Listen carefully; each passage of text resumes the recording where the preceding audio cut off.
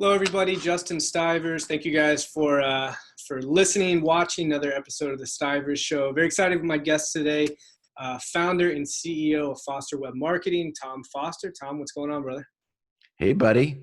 Thank you so much for having me on the Stivers Show. Stivers Show, man. I like it. We were, I'm jealous. The background you got is a lot cooler than mine, and it is a real background. It is real. Yeah, I think you gotta like have a guitar in hand or something whenever you're doing one of these. Just so people. Well, yes, I told you I was feeling guilty about not doing that. I'm going to have to do it starting maybe the next podcast. But because we only have 14 minutes left in this one, I'll give you a little bit more time. We'll get break out you're a interesting. song We'll on give you a this. little bit more time. No, awesome, man. I appreciate you being on, and I think for people listening and or watching attorneys, this is going to be good because you're a website, online marketing guru, and so I want to tap into that knowledge. So, I know you've got a long background in how you got into this, but maybe bullet points, so we can dive right in. Sure. Who are you? What do you do, sort of thing? Sure. Well, I build websites. My company does for lawyers mostly. We have about almost 300 law firms and doctors, mostly in the U.S., all across the country, of various kinds of practices. Been doing this for 20 years, since Al Gore invented the internet, practically, and have worked with all different kinds of law firms through the entire history of the web. And so I've seen it all, done it all. Happy to have you as a client. And, basically we help law firms mostly solo or small firms, not big firms, committee-based firms, not a lot of defense firms, mostly plaintiff-oriented or, estate planning. That's mostly who we like to help. Yeah. And it's really teaching them how to do the marketing. Because what we find is that most digital marketers that cater to law firms are really about selling them pay-per-click. It's mostly set up the same out there. It's a WordPress website, and then you sell them pay-per-click to get them to page one. And I don't know why. Very smart lawyers, you're very smart, but you seem to fall for this gimmick every time of page one ranking for vanity keywords is where it's at. And as you now know, Justin, that ain't where it's at. I'm not saying you're not going to get certain business from that, but the best business is in long tail, which is through organic.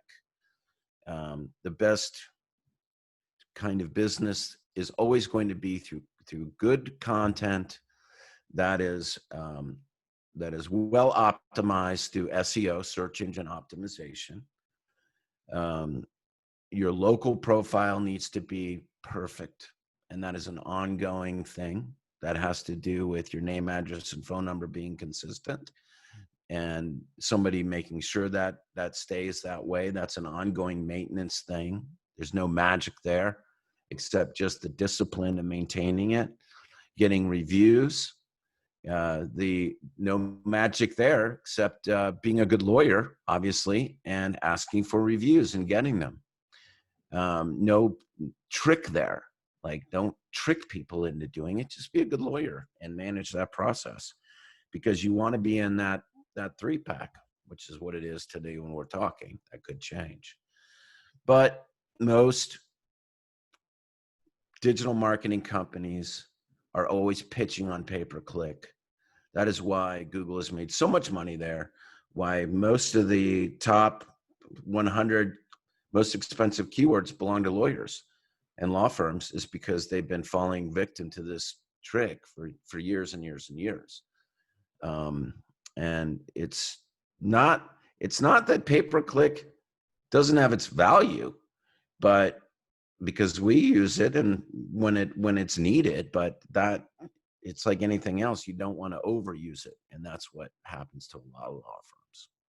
So you can't just spin the most, get on the top of, page one and make a ton of money. No, and there's more to it than that. I mean, and so like that is really just generating traffic, which is just part of the puzzle. Just ranking page one for certain keywords and even getting traffic to your website, you got to convert that traffic. You got to convert those people into leads. So that's step one, is getting traffic and getting the right kind of traffic, the right kind of people calling you up. Because a lot of times what you, and I'm sure people that are listening have encountered this, and I'm sure you have too, is that even when you are ranking for page one for these vanity keywords that you've always wanted, when that phone rings for them, for those keywords, the people have searched, they're not always your perfect clients. And so you're like, what, these are not good clients, um, and so somebody has to vet that. One is that call is make, and not, and there, one is, if they are a good client, what do you do with them? Or if they're a good prospect, what do you do with them? What funnel do you send them down, or how do you take care of them? You have to have good people in place to do that. Otherwise, you're doing all the phone answering and to handling that. If they come in through a lead form, what happens? Is there a campaign? Is there what happens if they fill out an email or a contact form on your website? What happens then? What happens after you have chat on your website? There's all kinds of things that happens during that conversion process to convert the money that you have spent on traffic. So if you've spent a bunch of money to, page one keywords, are you making the most of that traffic once it comes to your website or wherever you are? It's not just your website anymore, social media. You're doing a podcast right now. People are going to find this podcast. Your Facebook profile, your Avo profile, your FindLaw profile, wherever your stuff is out there, LinkedIn, anywhere. And then once they convert to a lead, then it's all in-house. That's intake, right? That is converting that lead into a client. And a lot of times you're going to get leads that you don't really want as a client. But because these days, just like you want to get good reviews, people can run out there and say bad things about you very easily. Oh, he didn't he's advertising, but he didn't take me. He's a jerk. That happens. That is true. So, I think it sounds overwhelming, right? Because I think it is overwhelming. It is overwhelming because it is. But also, I think there's kind of like this idea, whether it's been sold to the collective us, is that have a good website. They will call you. You will answer. It will be a good phone call, and then they will hire you, right, for the type of case. And that's, I don't know, maybe that did happen at one point, but I don't think that's the way it is. That is now. So there's a lot of details in there. I mean, yeah. So I was going to say, so there's a lot of, like what you were saying, the getting the phone to ring is like step A, part one or whatever, which is, difficult but doable. But then a lot of it is the intake on the back end of how you're going to get them, one, make sure it's the right type of client, but then the follow-up, do you have someone answering the phone? Do you put them through a funnel? Is there a reminder? Are you sending them something, information on you, all that stuff? Right. Do you think attorneys are just kind of wasting money by just throwing up any sort of website up there if they haven't thought that second part through? Yeah, 100%. They think that the website is what they needed. They got to think end in mind. Like they got to start with the end. Like that is a great thing that you said. I would start with what you're talking about is kind of like what we call the shock and awe, which is what do you send a prospect, a good lead to, close the deal really, to make that, like when you have a good prospect client, call you, you want to close that deal. You want them to become a client. You want to sell them on you. And so you need to make sure that you have all the mechanisms in place for when that call happens, that you have the best chance to close that.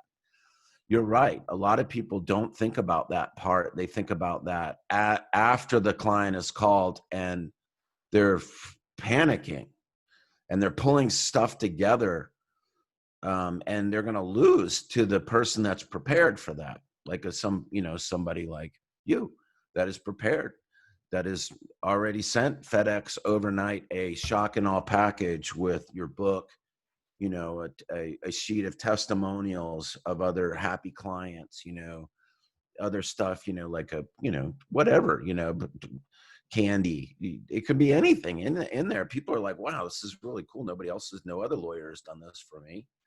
I mean, like a little thing like that goes a long ways to making an impact on them. That's why it's called a shock and awe package. So where should, because so many websites, but so many legal websites are just awful. Like they're just terrible. Where should someone even start right now? I mean, because again, it is overwhelming if you don't have a plan, and if you just kind of think like, oh, hey, I've got to do all of these things at once, which you're just not going to have, time to do. And it's, I'm sure it's built out over time, right? There's no shortcut to it. It's just, you gotta write the book, you gotta create the package, you gotta build out the funnel, all of that, which is not in a, one day thing. So for attorneys who are like, listen, I'm not getting the right type of leads coming in, or I'm just like overwhelmed with the leads that I'm getting, and I'm not having, conversion. There's probably not one place, or maybe there is one place that you would say, but what do you say to them to even, start to change where they're at? It's a good question. I think that the best advice is to work with someone, find someone that they can trust. I think it starts there, because there's so many things out there, and you're right. I mean, there are so many things that need to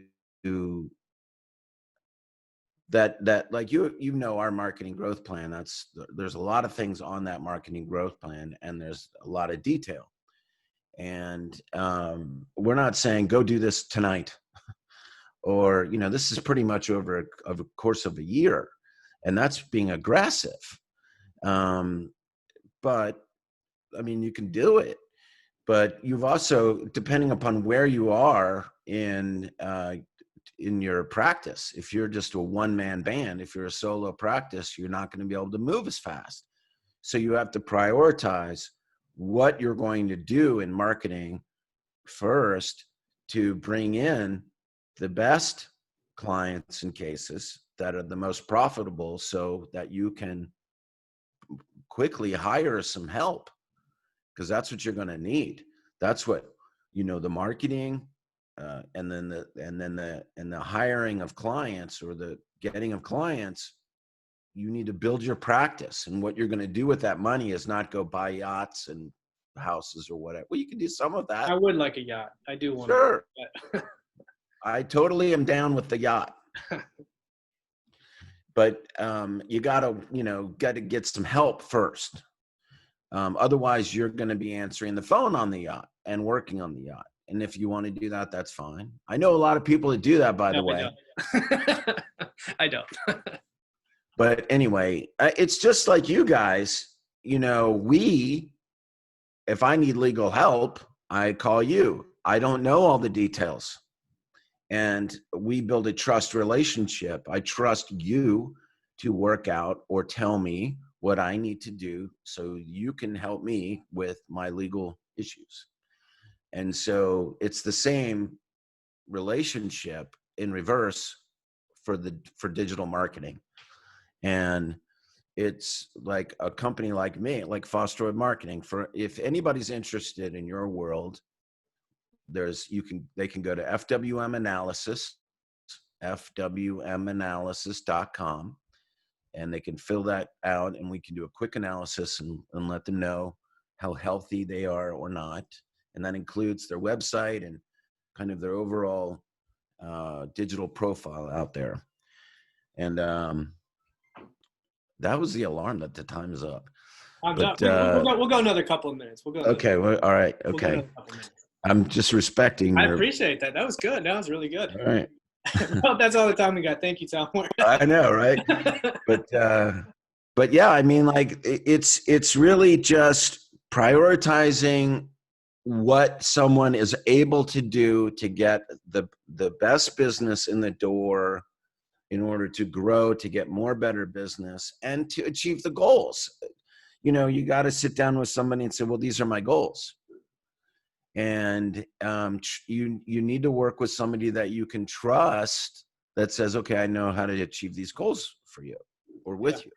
Yeah, I think that's huge, especially in your space, because there's so many charlatans out there Yeah. that, you know, just they, I mean, I've been sold, admittedly. I've been sold. So, I mean, they're good.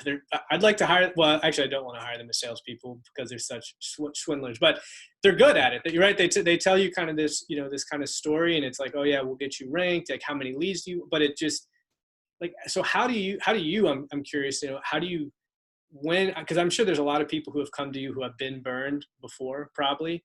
Oh And, yeah. you know, what you say sounds good. Similarly, you know, I like this strategy, even though your strategy is much different, I think, than a lot of these other companies out there. But how do you get over you know, that barrier of, you know, well, aren't you just another, you know, you're going to put me on the first page, get me clients and all that? Because we're not aggressively going after people and trying to convince people. Like we don't have time. We don't have time to call people and try to poach people from other providers because we're busy working on our own clients. So that's the first sign of smelling trouble, is if you're getting a constant call from other digital marketers trying to get your business. They're desperate and they're a volume-based business. We're not. You know, we're different in that we're just trying to make very select few clients that we like to build relationships with successful. And I, you know, we're a good flavor for some, not for everybody. It hasn't worked for everybody. Most people, I mean, I've had clients for 15 years. I mean, that's pretty unheard of for lawyers to stick with somebody for that long. But hey, you know, it's a good trust kind of relationship. But I think that, you know, one, don't listen to other lawyers. They don't know. And keep your numbers. So really, it's really important that you know where your leads are coming from and track them. You and I talk every month, and one of the most important things is tracking your leads. And don't just settle for, you know, when you say, you know, when somebody calls up or you end up talking to him and say, well, you know, how did you hear about us? Don't ask that question so generally, because 99.9% of the people will say the web, because ultimately that's where everybody goes, is the web. And that's the last thing that they remember. And if you've just dumped or you're spending a shit ton, oh, sorry, I assume it's PG-13. Yeah, absolutely. But you're spending a ton on pay-per-click, then you're going to be like, well, I'm happy my pay-per-click's working then. So you're going to justify your expense. But reality is that most people are finding you because of your brand and referral, which is a good thing, not a bad thing. That means that that they're asking other people and they say, yeah, you need to use Justin Stivers. He's a great lawyer. And then what do? They go to the web and type in your name. And that's what most search is for the brand, for the lawyer. That's where most of the best leads come from. You know this. Most of your best clients are from referrals. There's nothing wrong with that. You want to spice that up even. You want to make that even better than it is. That's part of why you're doing this podcast. And, you know, lawyers need to do that. But their name is their brand. Their name is their number one search. Their brand people that come because they were referred won't argue about price, won't give you a hard time. People that come and leads that come based on a vanity keyword search do argue about price and Generally do generally. terrible. Yeah, it's generally, really terrible. generally they're terrible. And lots of people are paying tens of thousands of dollars for that experience. That's Yeah. how silly that is. Because they're being told by their buddy lawyers, oh, I'm getting a ton of great cases from pay-per-click, when they don't even know that for sure. Yeah. Because they're not asking, like what I just said. Here's the question to ask when somebody calls, and everybody should write this down. Don't say, where did you hear about us? Or where did you hear about me? Say, who may I thank for referring you? That's the question. People will be like, oh, that's different. Let me think about that. Oh, it was Frank. It was Frank on the golf course. And then I went and looked you up on the web. And that will be so many.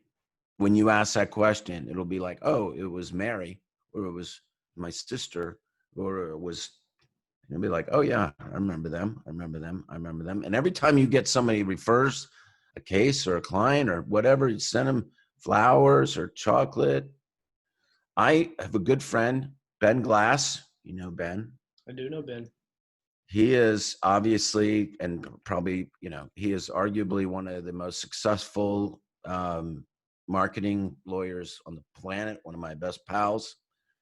And he and I just were having lunch recently and a catch up, and he had just told me about, he's a personal injury lawyer, and he just settled, or no, he went to, did he settle it? Can't remember. I think he did. What the biggest case in his career, big number. It's confidential. When they're confidential, it's big. That's why they make it confidential, so you know. Anyway, this was I think he said the fourth or fifth case referred by a lady friend of his from church. Not another lawyer he had to pay a referral fee to, but just somebody that he knows from church that just thinks he's great. That's like his personal sales force. Yeah, I love that, and I think not to knock on attorneys in general, even though I do like to do that sometimes. But I think that I think it's just one, they just don't know, right? Like they don't know. They don't know marketing. They don't know marketing, and I think that most attorneys know that our referrals come from other attorneys, but the way they kind of passively or actively try to get referrals is their traditional channels, joining the local bar, going to networking events, and that's all great. That all has like a purpose, but this is what you're talking about and the services that you do, and I think like Ben does and other successful attorneys that do marketing, is they add they're more intentional on the type of marketing that they do. And when they're doing this type of online marketing, it's not just throw up a website and throw money at it, which is like the really lazy, easy way to do it because you don't understand it. And that's why you don't get the results you see, and you just keep going from one provider to another, spending all this money, and you get one good hit, and you're like, oh yeah, it works, and arguably, and it justifies it, right? Yeah. So you justify it. Yeah. But you're right. I mean, like it's all of what we call like shoe leather marketing that you're like this. I mean, this is kind of shoe leather marketing in the COVID world. But this is reaching out, you're doing other kinds of interviews, other podcasts to your community, people you like, other people in the community, other lawyers, other leaders. That's exactly what Ben does. I mean, like he goes out and he's interviewing, ministers. He's interviewing insurance. He's even having in his, well, before COVID, he would have in his, he has a learning center, and he would have like insurance adjusters come on in, let's have a conference. I mean, like that's the mortal enemy of a personal injury. Yeah, Think about that. But like then that gets blasted out there. Now everybody knows him. I mean, it's very smart marketing with the brand. Plus, he's a referee, a soccer ref. So he's out there on the ref. He puts up a banner, Ben Glass Law, on the chain link fence. Nobody said not to. He puts it up there, you know.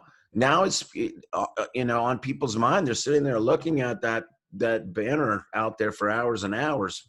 Anyway, Yeah. there's all kinds of stuff that you do that leads people to the website, but the website it's just a piece of the puzzle. Agreed. Yeah. Well, all right. Now we are wrapping up on our time, and so I know we're gonna put in the show notes the analysis. I think you said fwmanalysis.com. Yeah. So that you guys will do do analysis of their website and other things. Apart from that, though, is there maybe one or two just actionable pieces of advice that someone could take today to move the needle a little bit?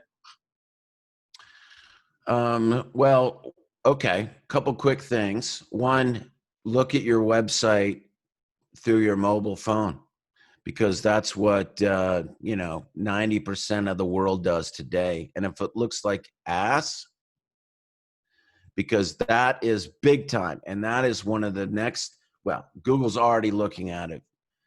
Google is all about user experience, the users that do search, not your experience, not us trying to get people, trying to sell people. Yeah, they love to sell pay-per-click. That's great. But actually they make more money on pay-per-click the worse your website is. So think about that weirdness. But that's exactly right. But look at your mobile website. If you're having a hard time looking at it and working it, so are your clients. So that's one thing. You need to get that fixed. That's a big thing coming down the road in terms of the algorithm. Soon is they're going to hit people for that, and you will drop in rank if your user experience is bad on mobile. The other thing for local is your Google My Business page. Go to your Google My Business page. If you don't know how to do it, do that thing. We can help you. But you should be able to log in, go to Google My Business page, fill that out for all your practice areas, whatever you do in there. Make sure that you put links to your content, links to your videos. Go in there often. We have seen some really good improvement in the local SEO by going in there and making some adjustments frequently to Google My Business. Although they've never come out and said, here, do this, we have seen success there. So there's some tips. Awesome. Very cool. And I appreciate it. How can people find you, get in touch with you, all that stuff? Tom Foster at Foster Web Marketing is the best way. And our website is fosterwebmarketing.com. And if you're looking for some help, maybe we can help you. If you're not a crazy lawyer. Or if you're looking for someone to fill in on the guitar as well. There you go. Yeah. Tom, appreciate it, brother. Thank you, Thanks, man. Thank Justin. you, guys. Take care. All right, buddy. Talk to you.